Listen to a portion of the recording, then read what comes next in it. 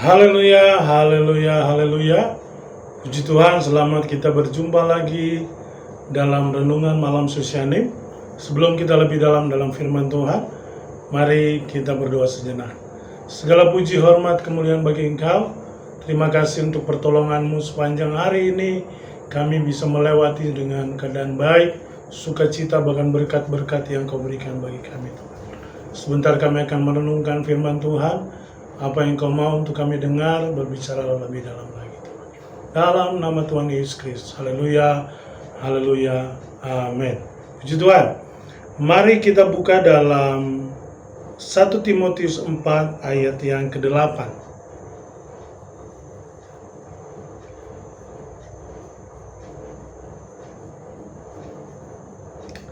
1 Timotius 4 ayat yang ke-8. Latihan badani terbatas gunanya, tetapi ibadah itu berguna dalam segala hal, karena mengandung janji baik untuk hidup ini maupun hidup yang akan datang. Puji Tuhan. Manusia mencari segala sesuatu akan diusahakan untuk dia bisa hidup dalam keadaan baik ketika ada di dunia ini, bahkan mempunyai cita-cita ketika hidup berakhir dia akan masuk surga. Sehingga dunia di sekuler ada sebuah joke yang berkata, hidup bergelimang harta di dunia, mati masuk surga. Wah, itu sesuatu yang sangat diinginkan oleh semua orang. Tetapi seringkali yang terjadi adalah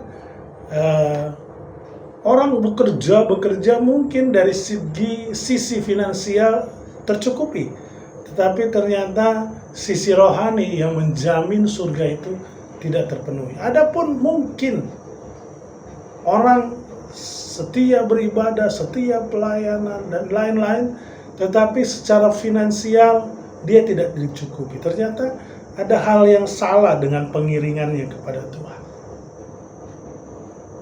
Menjadi pertanyaan, bagaimana caranya supaya apakah mungkin kita dapat menikmati hidup yang baik di dunia ini lalu mati masuk surga? Alkitab justru menuliskan sebuah syarat atau sebuah clue untuk kita bisa menikmati itu. Ya, kita baca lagi ayat ini.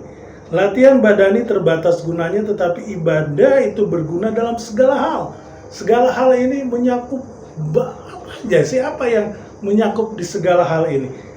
Di selanjutnya dituliskan, karena mengandung janji baik untuk hidup ini maupun hidup yang akan datang. Jadi secara bebas bisa diterjemahkan adalah ibadah itu berguna dalam segala hal. Segala hal ini adalah untuk hari ini atau kehidupan yang sekarang sedang kita jalani dan kehidupan yang akan datang setelah kematian.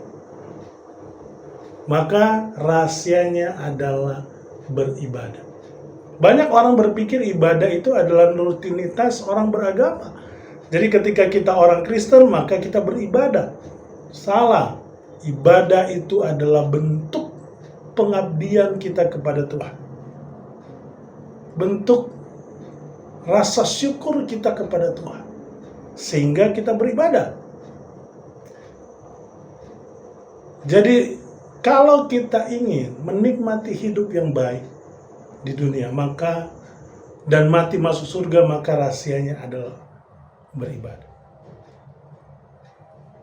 Orang yang beribadah dengan benar, dalam tanda kutip ya, beribadah dengan benar, maka orang itu akan menjadi orang yang baik di hadapan manusia.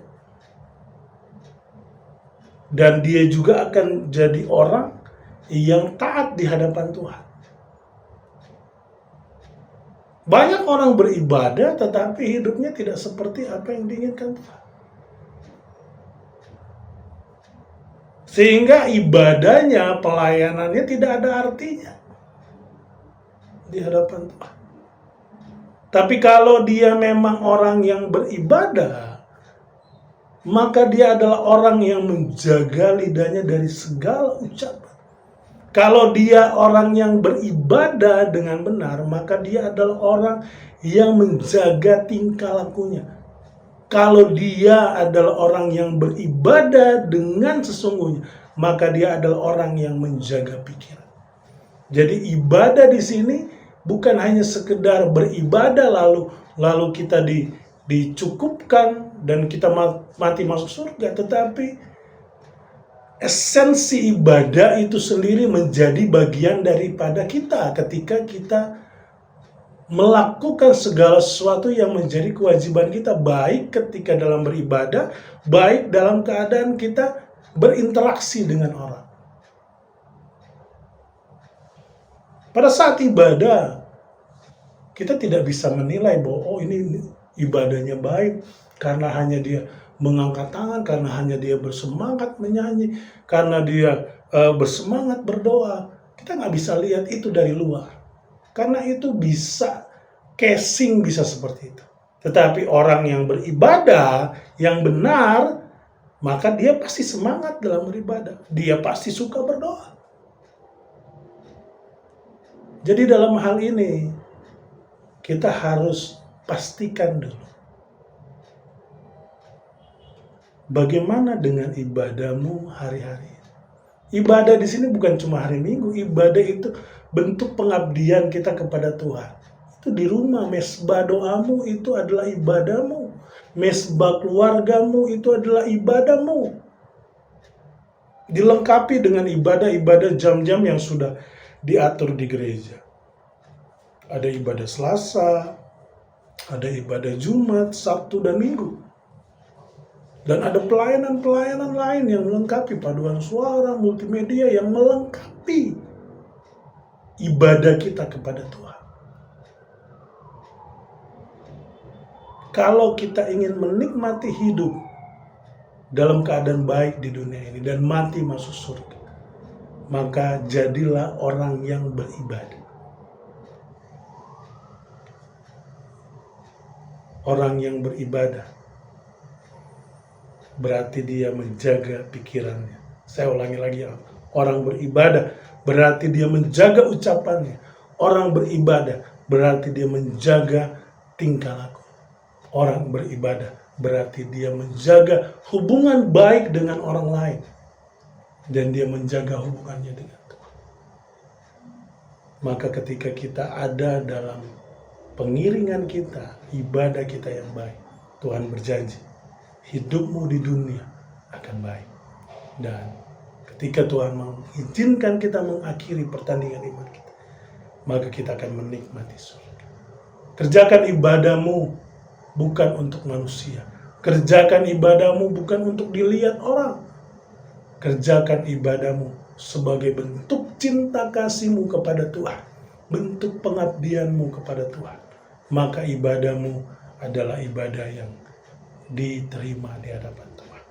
Puji Tuhan, mari kita renungkan di penghujung akhir zaman ini. Bagaimana dengan ibadahmu? Apakah masih baik?